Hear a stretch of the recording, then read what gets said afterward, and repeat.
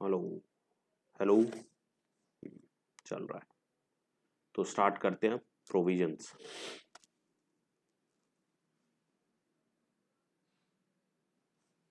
अब प्रोविजन क्या होते हैं? अब वहां पे एक था अननोन लाइबिलिटी, यहाँ पे नोन लाइबिलिटी होगी। जैसे आपके डेट जो है, डेटर्स जो हैं वो पैसे नहीं देंगे, पता है कुछ लोग पैसे नहीं देंगे लग रहा है, तो आप उनके लिए प्रोविजन पहले क्रिएट कर लेते हो कि भाई ये पैसे तो आने नहीं, तो पता है ना कि नहीं आने। वहां जनरल रिजर्व इसलिए नहीं बनाया था कि पक्का ही है कुछ मेडिकल इमरजेंसी होगी, क्या पता ना हो। पक्का ही है ध्रुव की शादी पे जो है ना दहेज जाएगा, क्या पता ना आ जाए। क्लियर है बात? आइए, तो इसका मीनिंग क्या है भाई प्रोविजंस का? Provision is an amount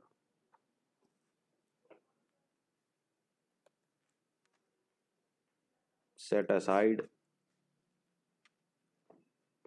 out of profits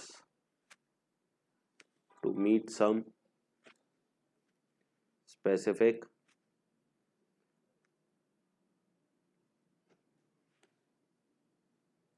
or probability high हो।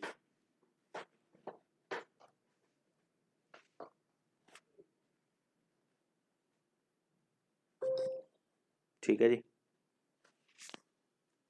It is a charge against profit.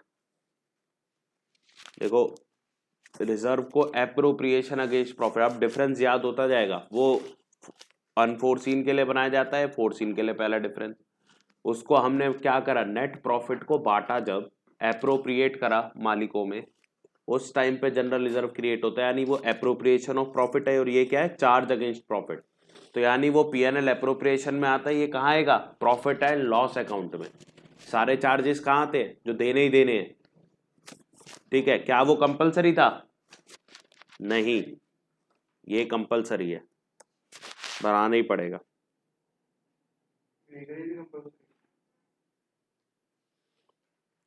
वो प्रॉफिट के टाइम पे बनाते थे ना, इसको लॉस के टाइम पे भी बनाएंगे, दोनों टाइम पे।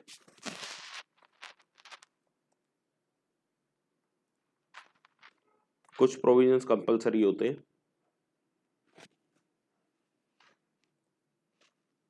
और नहीं तो कंपलसरी इन द सेंस क्या है कि भैया लॉस में भी बनाना पड़ेगा, नेसेसरी है। कंपलसरी नहीं कहो, कंपलसरी बहुत हार्श वर्ड हो गया, नेसेसरी।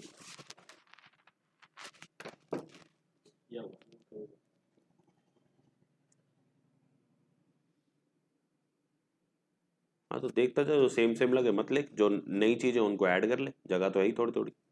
ठीक है बेटा, मैं थोड़ा कम ही लिखवाऊंगा, ज्यादा नहीं लिखवाऊंगा।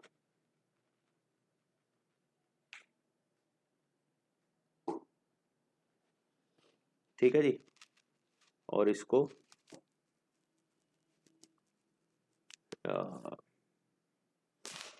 ना सारे को हमें लिख देना चाहिए था कैरेक्टरिस्टिक्स में।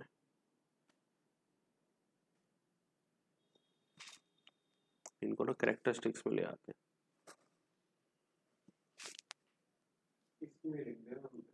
कोई बात नहीं, लिख दिया ना, अच्छी बात है। अब कैरेक्टरिस्टिक्स लिख लो।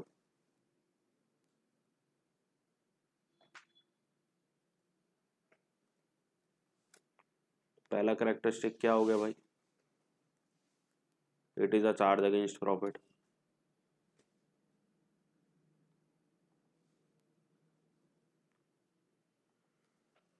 इसको डिस्ट्रीब्यूट कर सकते हैं क्या? नहीं कर सकते।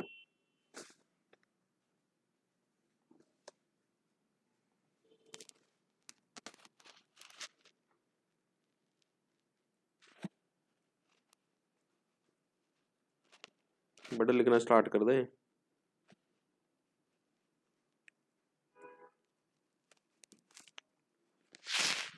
कोई दिक्कत?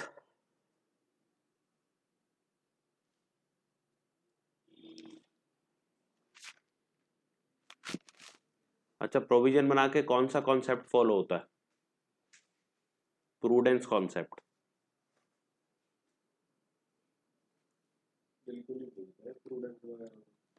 बेटा प्रूडेंस कॉन्सेप्ट ये होता है कि आपको जो आपके लॉसेस सामने दिखाई दे रहे हैं उनके लिए पहले से तैयारी कर लो। ठीक है जी, तो अब ये पहले से तैयारी कर रहे हैं ना आने वाले लॉसेस के लिए। You follow what concept, question आ सकता है, बड़ा इंपॉर्टेंट है। यू फॉलो प्रूडेंस और कंजर्वेटिज्म का कॉन्सेप्ट।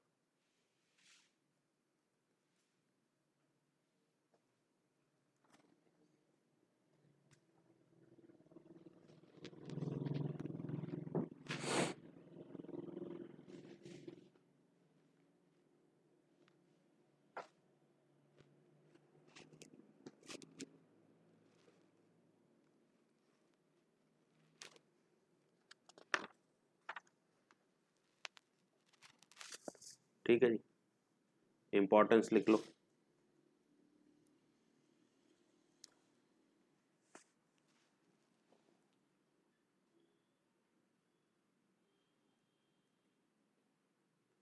बेटा ये वाली इंपॉर्टेंस लिख लो, तो तेरे को आसानी होगी।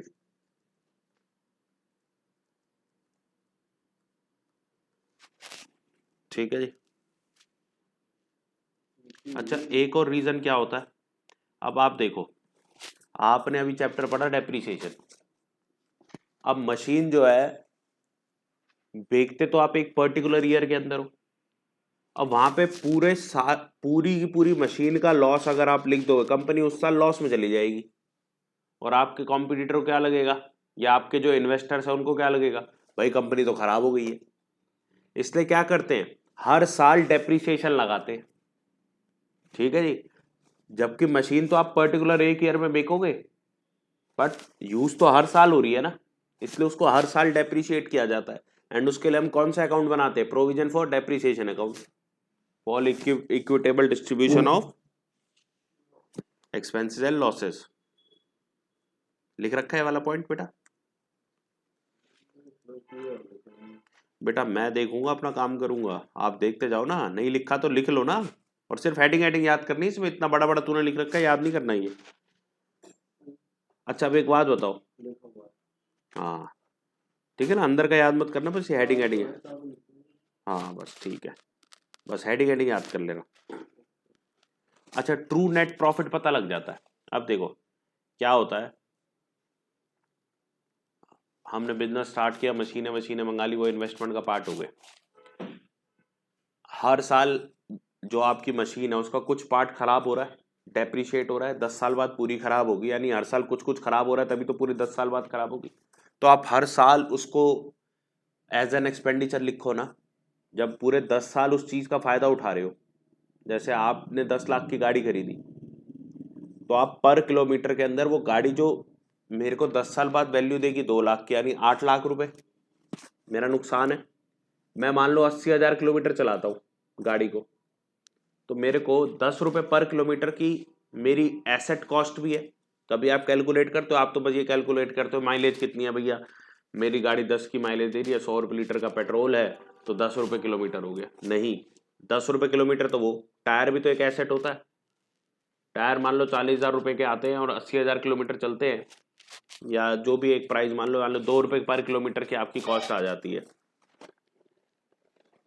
ठीक है जी, तो 2 रुपये किलोमीटर आपने जो है ना क्या करना है, वो भी ऐड करना है, और 10 रुपये आपकी एसेट की कॉस्ट आ गई, तो टोटल 22 रुपये पर किलोमीटर पड़ती है आपको गाड़ी। सर्विस कॉस्ट भी ऐड कर लो, 24 रुपये किलोमीटर, इसलिए ओला उबर सस्ता पड़ता है। समझ गए? कभी नहीं कभी नहीं, मेरी क्लास चल रही है आप। ठीक है, to ascertain the true net profit of the business. इसके बाद समझ आ गया ना कैसे आता है ट्रू प्रॉफिट? ठीक है जी, to ascertain the true financial position of the business.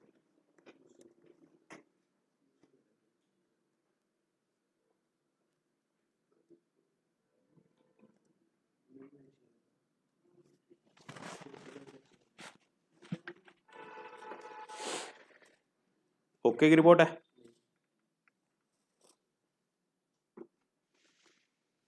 अब कुछ स्पेसिफिक प्रोविजंस हैं, इनके बस एग्जांपल्स लिख रहा हूं मैं। जैसे कि एक का नाम तो आपने बहुत सुन रखा है, प्रोविजन फॉर डाउटफुल डेट।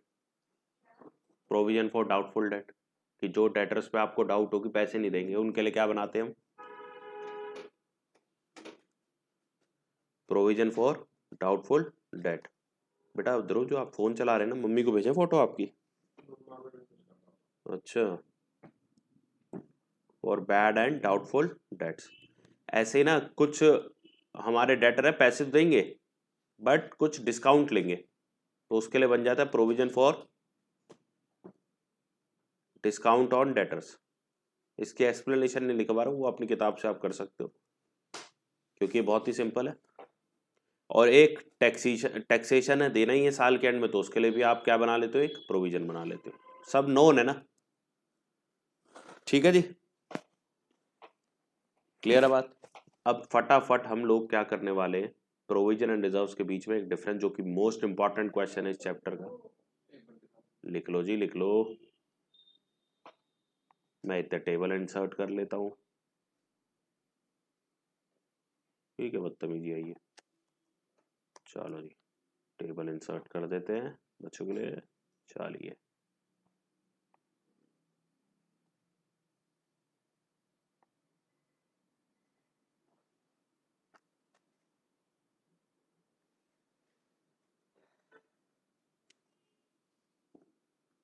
अब मेरे को एक आप खुद बताओगे क्या इसका डिफरेंस होता है, बिकॉज हमने पूरा पढ़ लिया, रिजर्व भी पढ़ लिया। सबसे पहले मीनिंग, हाँ समझो लास्ट है बेटा, अभी खत्म हो जाएगा, 10 मिनट का और है, चुपचाप शांति से करो आप। इट क्यों बनाया जाता है, रीजन लिख लो इसको, रीजन, मीनिंग मत लिखो, रीजन लिखो। It is maintained for unforeseen liabilities, जो आपने कभी देखी नहीं। It is maintained for a non liability.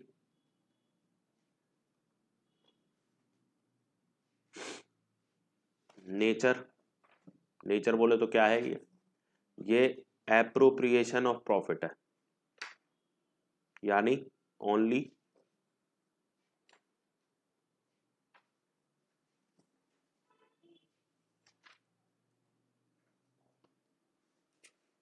and is created only when there is a profit in business।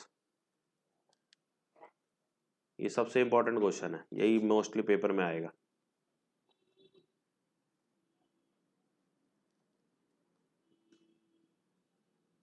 This is a charge against profit.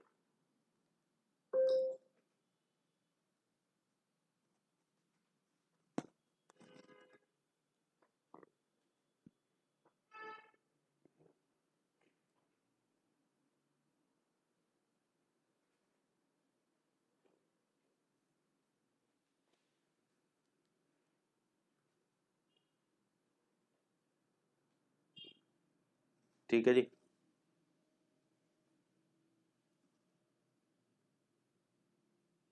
Optional, it is optional.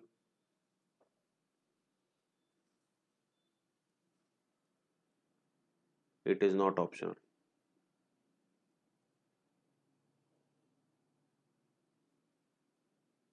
अगर आपको पता है non liability है तो उसके लिए रिजर्व बनाना पड़ेगा ही पड़ेगा, प्रोविजन सॉरी।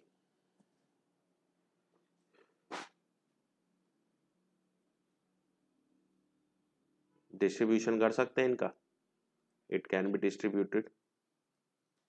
अब बताओ, सब पढ़ चुके हैं ना अमंग शेयर होल्डर्स।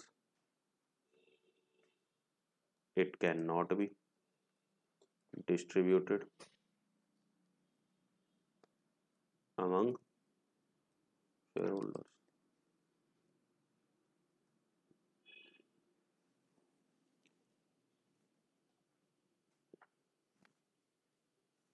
कहाँ दिखाए जाते हैं ये,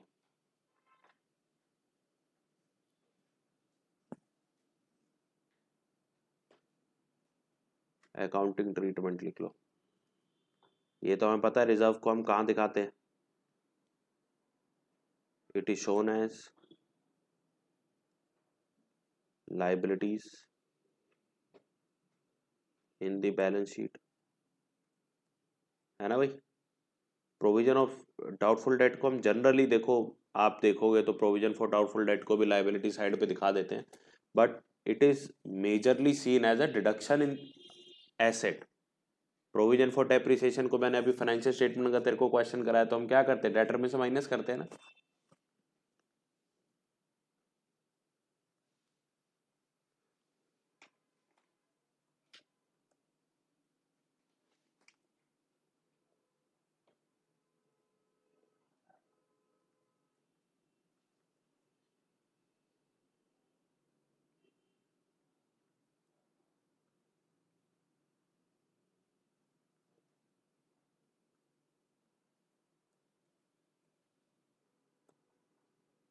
ठीक है जी।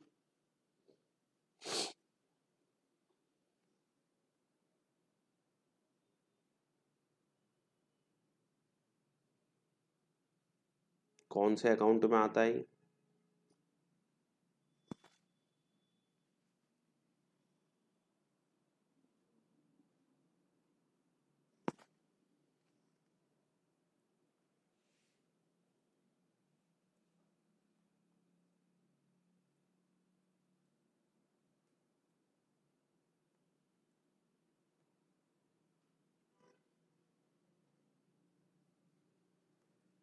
याद करने की जरूरत है इसको?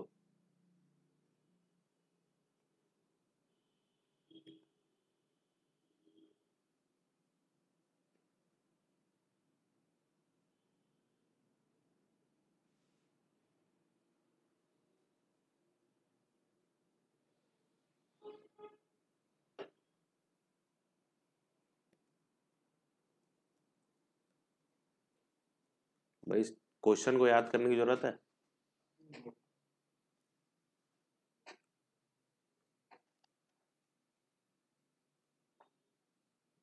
बस यही हमारा आज का जो है लक्ष्य था कि क्वेश्चन आपको याद ना करना पड़े।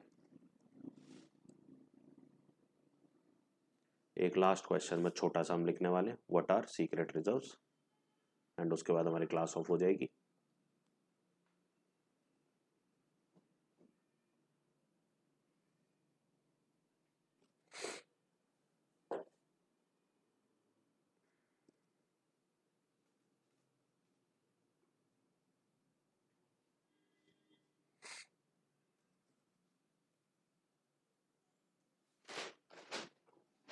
This reserve is not disclosed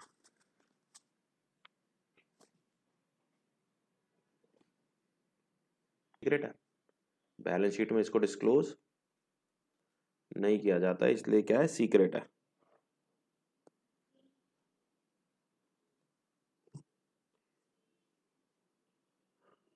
These reserves are created by showing profits at figure much lower than the actual figure। अब ये कैसे हो सकता है, डेप्रिसिएशन थोड़ा ज्यादा चार्ज कर लो, प्रॉफिट कम हो जाएगा।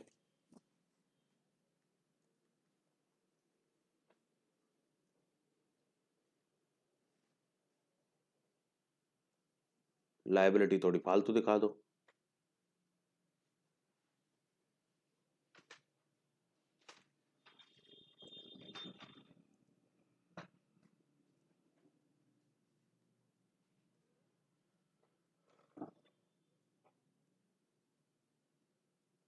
लिख ले भाई, इसको बड़ा इंपॉर्टेंट है ये।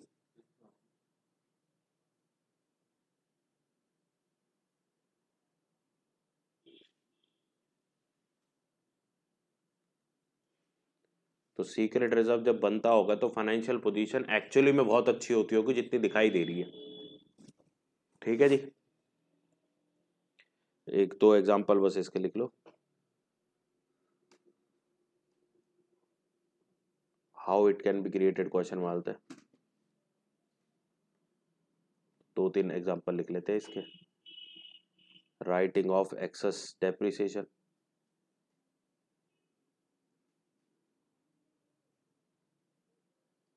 B charging capital expenditure to profit and loss account, for example गाड़ी खरीदी, गाड़ी को लिख दिया कहाँ पे, पीएनएल में, जबकि एसेट साइड पे आना चाहिए, पीएनएल में लिख सकते हो आपने,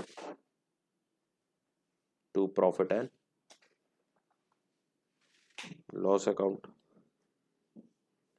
under valuation of an asset, asset की वैल्यू कम लिखना, जितना वो एक्चुअली में है उससे कम लिखना।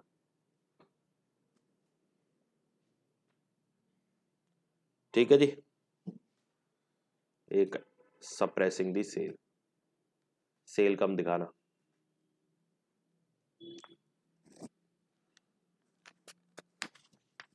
ठीक है जी।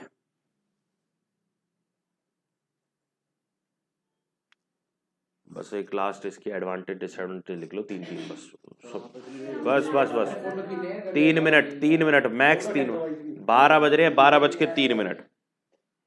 फटाफट 12:03 से पहले पहले खत्म हो जाए। फाइनेंशियल स्टेबिलिटी इंप्रूव हो जाती है इससे।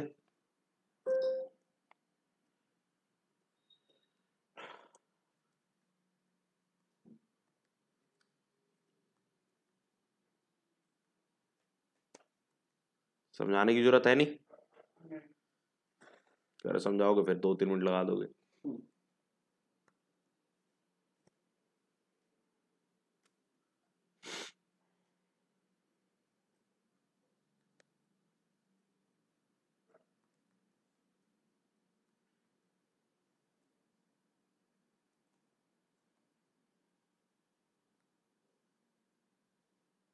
बस खत्म लो।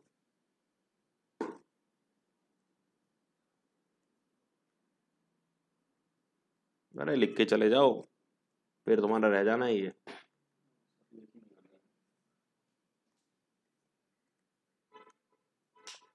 भाई शेयर होल्डर्स के लिए तो लॉस है ये, और क्या पता मैनेजमेंट इसका मिसयूज कर ले,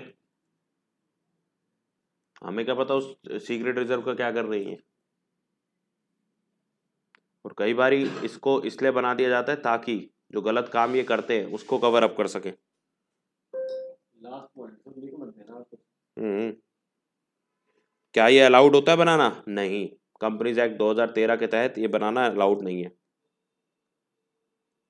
बस पढ़ा रहे हैं तुम्हें, बनाना अलाउड नहीं है।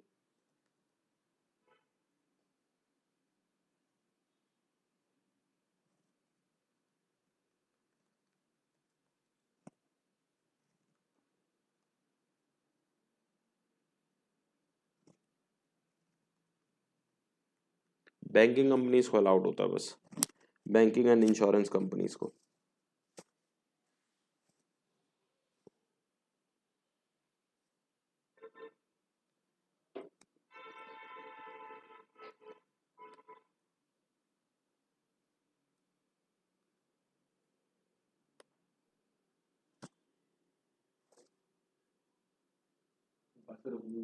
हाँ तुम मत लिखो, मैं तो अपना काम कंप्लीट करूँ भाई, तुम आलसी हो।